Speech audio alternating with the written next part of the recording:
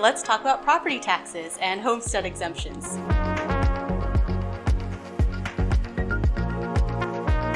Hey guys, this is Genevieve Hartley with Compass Real Estate here in the greater Houston area, and I'm here to talk about everything real estate related, and today is taxes and homestead exemptions. So obviously nobody wants to pay property taxes, but they do fund very crucial things like police, fire department, roads, schools, all those good things. One good thing that you do have in your pocket that'll help with lowering your property taxes is a homestead exemption. This can be filed on your primary residence regardless of how many properties you own.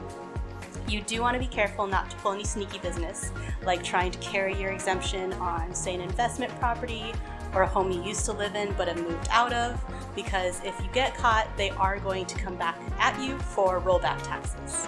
So what is a homestead exemption? Well, first you have to understand that your property taxes are calculated by multiplying your tax rate by your appraised property value. The tax rate is actually composed of smaller pieces that are all determined by where you live. So these are going to be different based on different counties, school zones, and things like that. The appraised value of your home is going to be determined every year by the local taxing authority. So they'll go around, look at aerial drone footage, and actually calculate what your home is going to be worth based on that and the market value. So understanding that, the homestead exemption sequesters a portion of your home's appraised value and exempts it from taxation.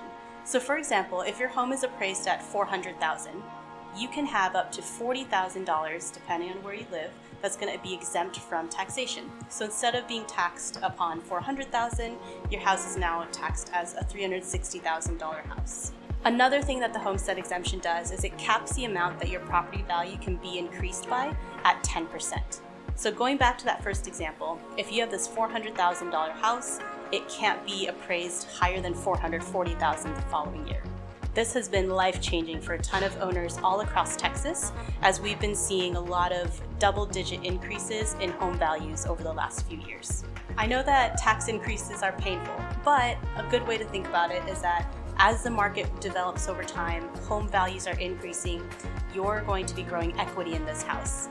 So the difference between your capped taxable rate and the true market value of your home is going to get larger as you stay in the home for more and more years. Okay, so time for the nitty-gritty. The application for filing a homestead exemption is due by April 30th of every year. But if you haven't filed it and it's past that due date, do it anyway. The tax appraisal district will actually reimburse you for up to 2 years of rollback taxes. You also want to keep in mind that your driver's license does have to reflect your property address, so make sure you get that updated as soon as possible and file for that homestead exemption. Thank you for watching my video about homestead exemptions and property taxes. If you have more questions, as always, feel free to contact me with the details below. Text, call, email, whatever's best for you.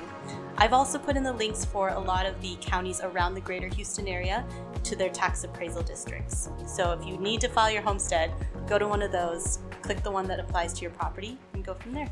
Stay tuned for more videos.